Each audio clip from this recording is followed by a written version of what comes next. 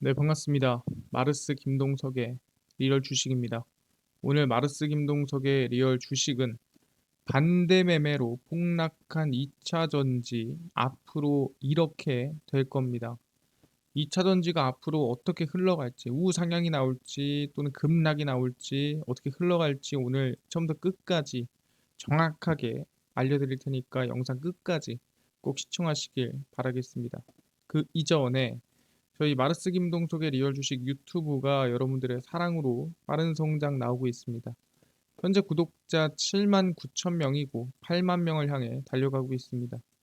여러분들한테 너무 감사한 마음에 최근에 이슈가 되고 있는 AI 그리고 반도체 그다음에 로봇 자율주행까지 저희가 시장 전망부터 관련주까지 총정리한 자료집을 무료로 나눠드리고 있습니다. 이 자료집 받고 싶다 하시면 영상 끝까지 꼭 시청하셔라 말씀드리고 이 자료집은 제가 직접 만든 자료집입니다. 그래서 AI, 반도체, 로봇, 자율주행 시장 전망부터 관련주까지 모두 무료로 나눠드리니까 꼭 받아가셔라 말씀드리고 여러분들한테 도움되는 영상들도 많이 찍어드리니까 영상 시청하시고 유튜브 구독, 영상 좋아요, 그 다음에 댓글까지 남겨주시면은 정말 감사하겠다 말씀을 드리겠습니다. 그럼 오늘의 영상 바로 시작하겠습니다. 반대매매로 폭락한 2차 전지 앞으로 이렇게 될 겁니다. 일단은 이 얘기를 하기 전에 신용 강등에 대해서 얘기를 좀 해봐야 될 것 같습니다. 당연히 2차 전지에 영향 끼치겠죠. 피치의 미국 신용 등급이 이제 신용 강등을 하는 모습 보였습니다. 그래서 피치가 미국 신용 등급을 AAA 등급에서 AA 플러스로 전격 강등을 시켰고요. 그 이유는 채무 부담이 증가했다라는 뜻입니다. 그래서 빚이 많다 뭐 이런 뜻이고요.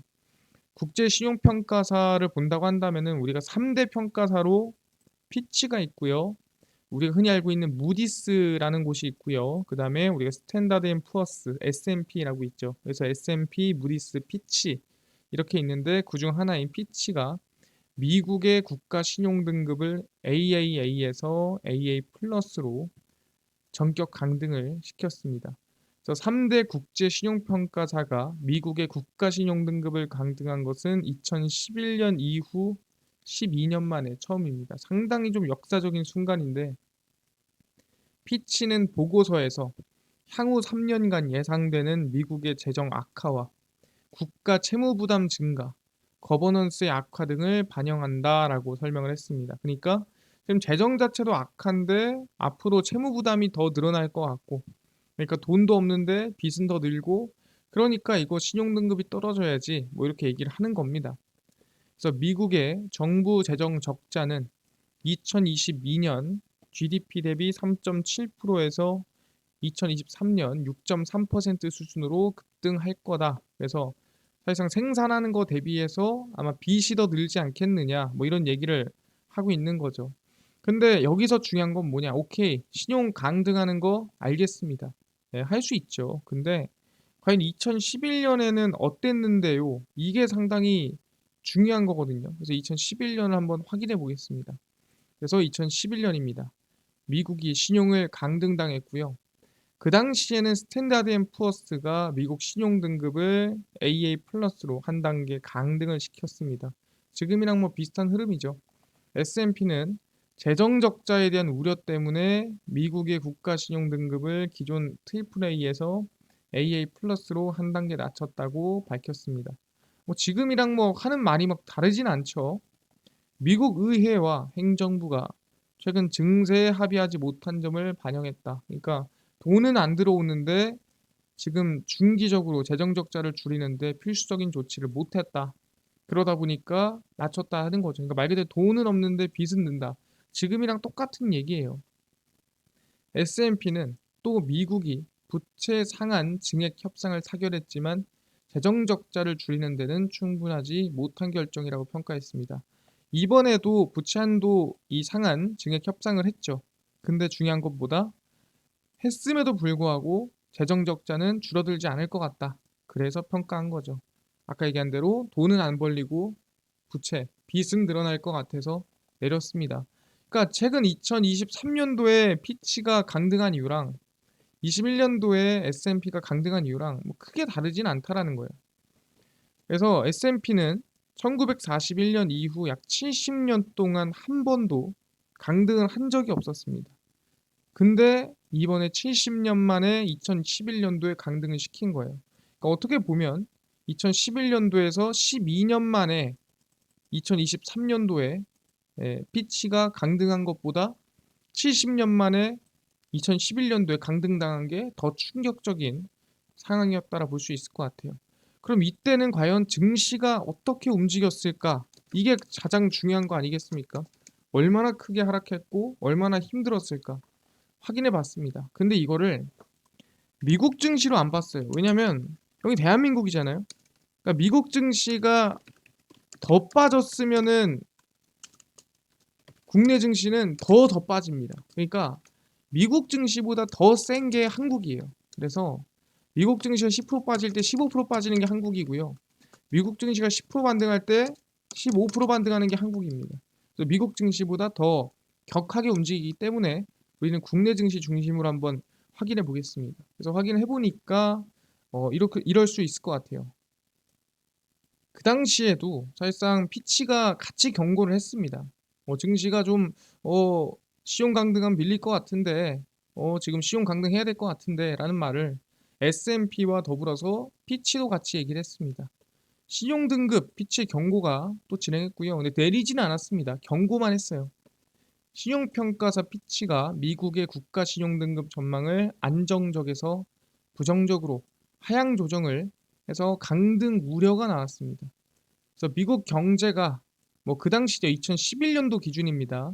내년 하반기 늦게부터 2013년까지 모멘텀을 다시 찾는다는 게 피치의 현재 판단이다. 그러니까 얘네들은 지금 이 성장할 만한 이유가 없다. 그러니까 다시 찾아라.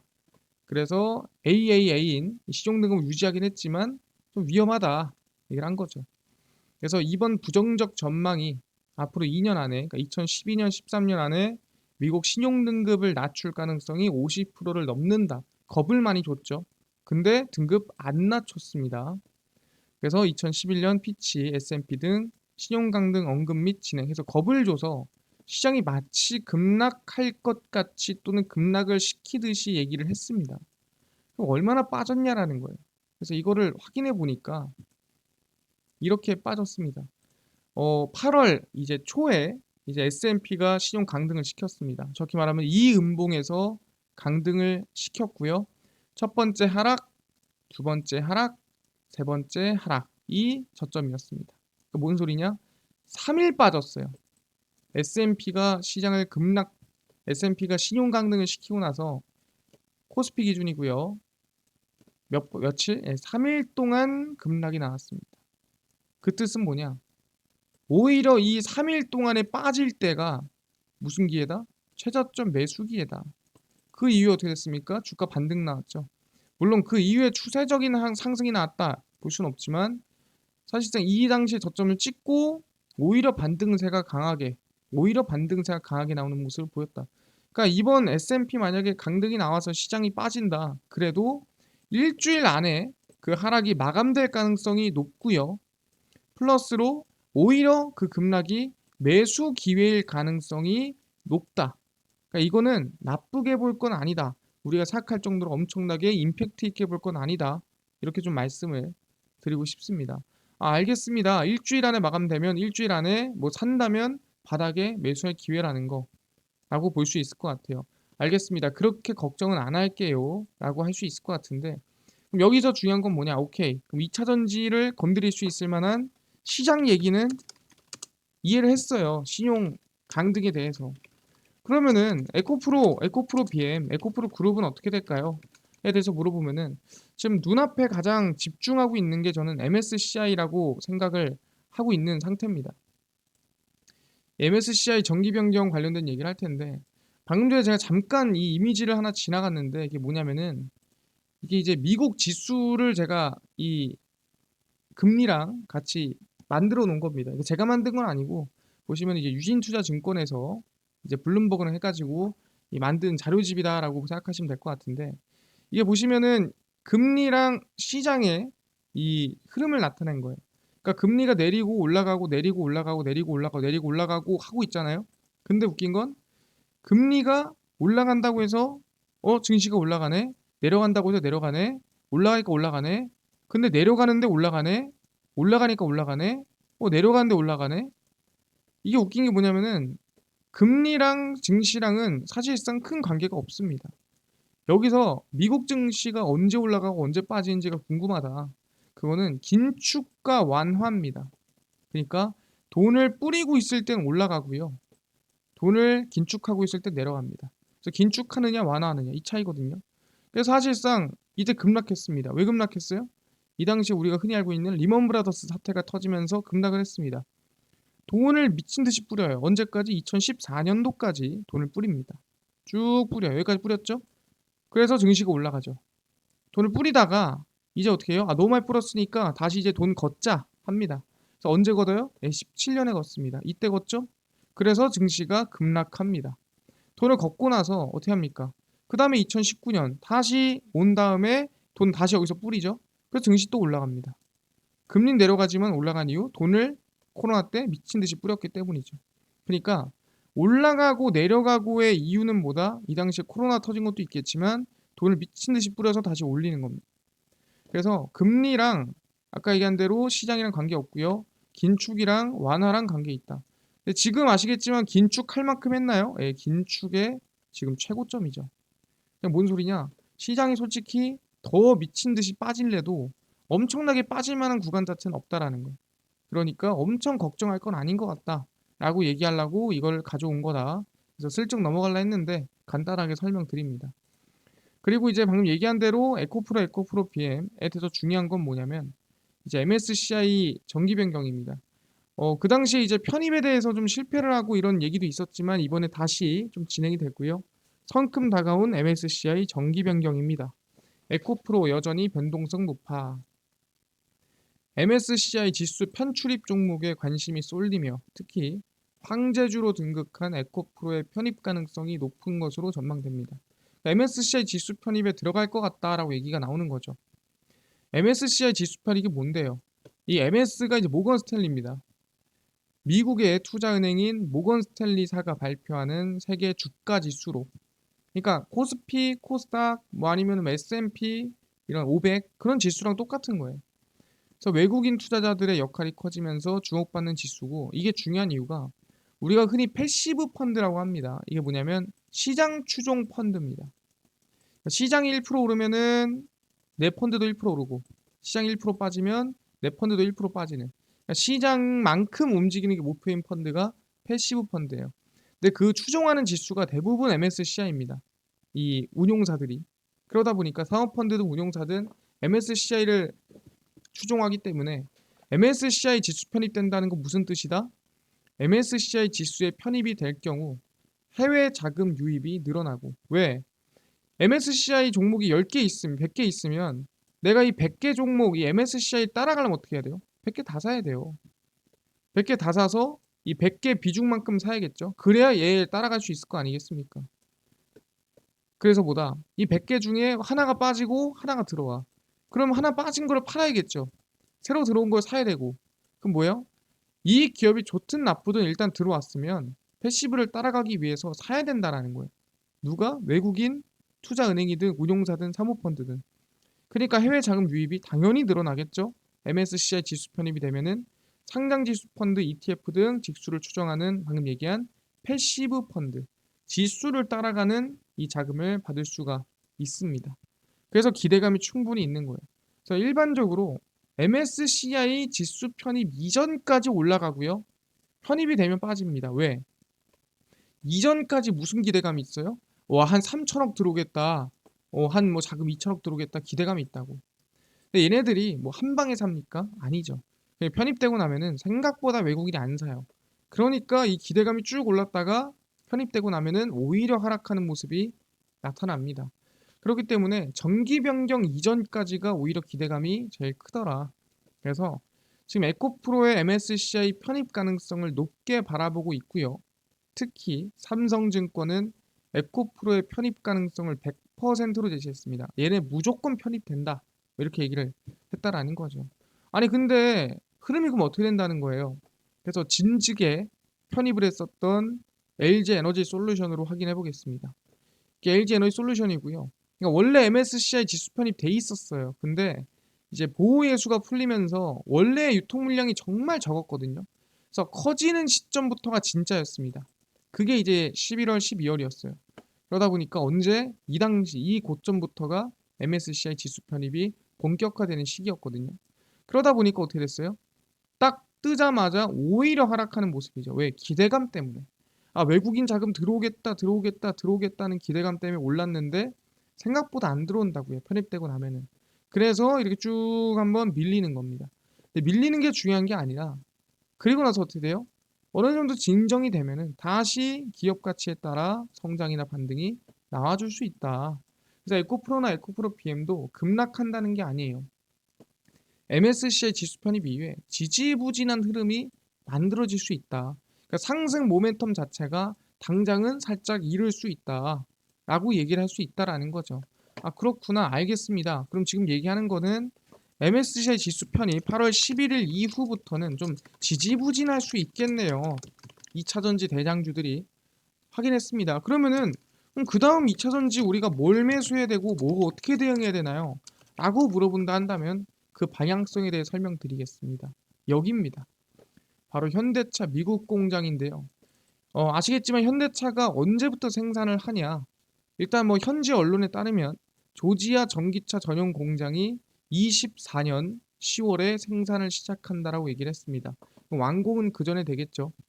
그래서 현대자동차가 조지아주에 건설하고 있는 현지 전기 전용 공장이 당초 계획보다 일정을 앞당겨 2024년 10월부터 전기차 생산 전망이다.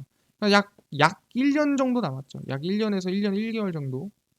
그래서 팻 윌슨 조지아주 경제개발부 장관이 현대차 조지아주 전기차 전용 공장 건설이 예정보다 몇 개월 빠르게 진행되고 있다 밝혔습니다. 그러니까 원래는 생산이 2025년 상반기였습니다. 근데 이게 이제 1년이 아니고 몇 개월 앞당겨지면서 2024년이 된 거죠. 그래서 현대차는 인플레이션 감축법에 따른 전기차 구매 보조금을 받을 수 있는 전기차를 더 빨리 생산하기 위해, 왜냐면 보조금이라는 거는 빨리 받을수록 사람들의 수요를 늘리는 거니까 당연히 좋은 거겠죠. 조지아 공장 준공 일정을 앞당기는 데 집중하고 있는 상태다. 그래서 아마 내년 10월쯤으로 보고 있는 거 아닌가. 그래서 기대감이 뭐예요? 현대차 미국 집중 생산 기대감이 2023년 말에서 2024년 초 집중될 가능성이 매우 높다라는 거죠. 그러니까 막상 생산 들어가면은 기대감이 크겠습니까? 아니죠. 왜? 정해져 있으니까 몇만 대 만든다라는 게. 근데 만들기 전 또는 완공 전이 가장 기대감이 크다라는 거죠. 와, 이거 만들면 매출이 얼마고, 주변 부품사 매출이 얼마고, 만들면 뭐가 얼마고, 기대감이 크다라는 거예요. 이것뿐만이 아니죠. 현대차의 울산 전기차 공장도 이제 내년에 완공이 됩니다. 현대자동차 울산 전기차 전용 공장이 9월 착공에 돌입하며 울산 공장은 2024년 완공 전망입니다. 똑같죠? 현대차 젖 전기차 공장입니다. 그러니까 전기차만을 위해 만든 공장이고 당연히 여기에는 뭐겠습니까? 전기차 부품 기업들이 들어가겠죠. 연간 20만 대 이상 전기차를 생산하며 울산 공장을 미래차 생산 중심지로 만드는데 2조 원 이상 투입할 계획입니다.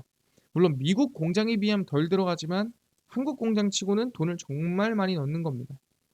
울산 공장은 연간 20만에서 25만 대 전기차를 생산 체계를 갖추며 2024년 하반기 시험 가동에 2025년 말 전기차 생산에 돌입을 합니다.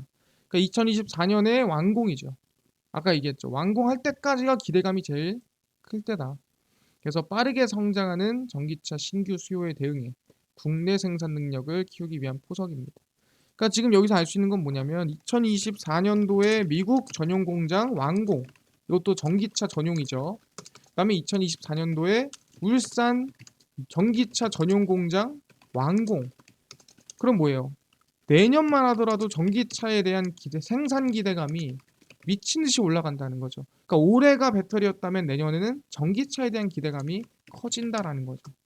아, 그렇구나. 아, 근데 미국에서 뭐 팔리긴 합니까? 에 대해서 얘기를 하자면 현대차 미국 판매량이 매달 매달 신고가를 찍고 있습니다. 현대 기아차 할인 늘렸더니 7월에도 월 최다 판매를 기록을 했고요. 현대기아가 하이브리드 차 인기에 힘입어 7월 미국 시장에서 판매량이 크게 늘었습니다. IR의 영향으로 판매량이 급감했던 전기차는 할인폭을 늘리면서 월간 최다 판매량을 달성을 했습니다. 이게 매출 자체가 중요하진 않은 게 지금은 점유율 싸움이에요. 어떤 차를 계속 타느냐의 문제거든요. 왜냐면 관성이 있기 때문에 차가 하나 좋으면 계속 그 브랜드를 타기 마련입니다.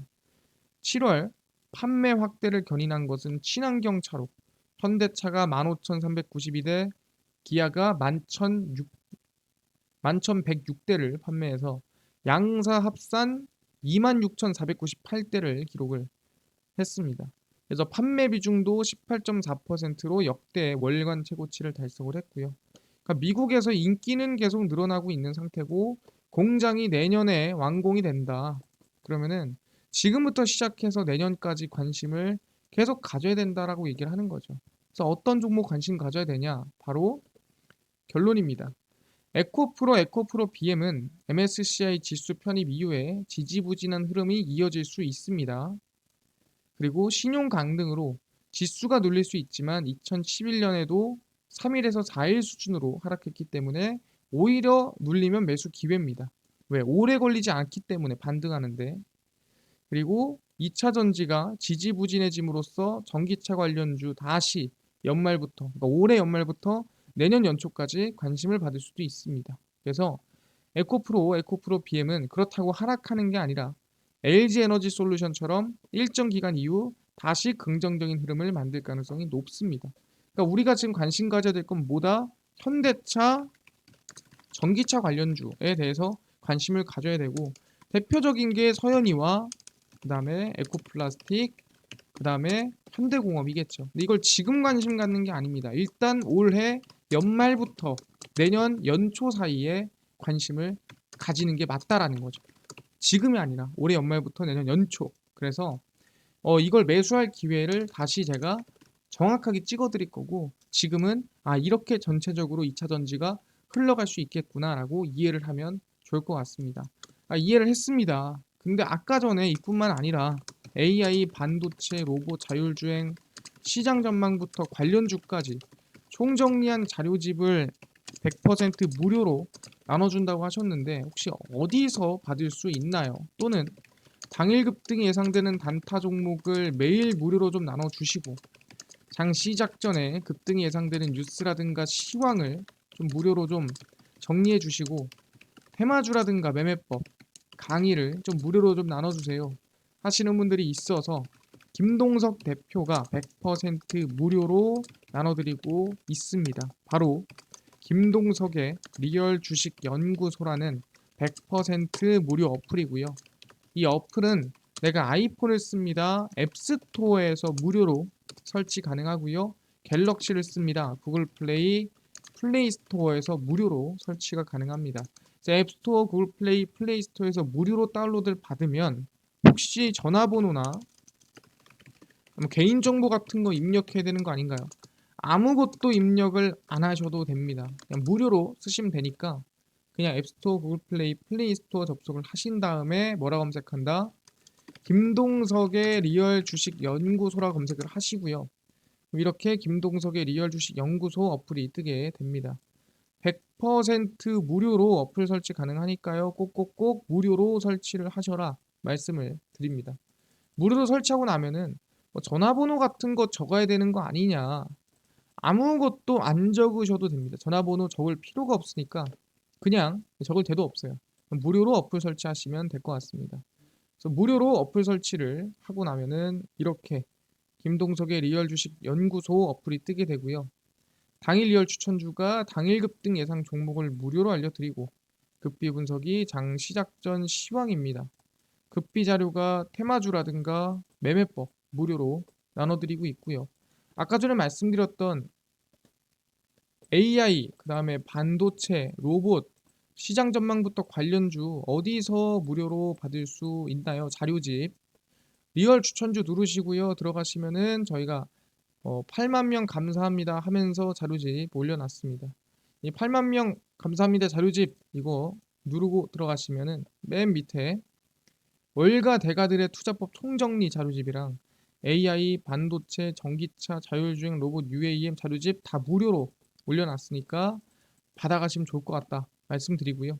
이뿐만 아니라 리얼 추천주에서는 8월 3일, 2일, 1일, 30일, 28일, 27일 추천주 무료로 나눠드리니까 추천주도 받아가시고요. 무료입니다. 급비 분석은 장 시작 전 시황입니다. 해외 증시부터 국내 이슈까지 다 무료로 장 시작 전에 정리해드리니까 매일매일 확인하시고요. 급비 자료는 당일 있었던 이슈 관련주 올려드립니다. 초전도체가 움직였대. 그럼 왜 움직였으며 어떤 관련주가 있는지 다 정리해서 올려드리죠. 무료거든요. 그래서 김동석의 리얼 주식 연구소 평생 100% 무료 어플입니다. 종목 시황 테마주 강의 다 얻어가시고요. 이뿐만 아니라 저희 마르스 김동석의 리얼 주식 유튜브 여러분들이 사랑으로 커져갑니다. 구독자 저희가 8만 명을 향해 얼마 안 남았거든요. 관심 많이 주시고요. 유튜브 구독, 영상 좋아요, 그 다음에 댓글까지 남겨주시면 너무나도 감사하겠다 말씀드리면서 오늘 영상 여기서 마치고 다음번에 더 좋은 영상으로 찾아뵙도록 하겠습니다. 감사합니다.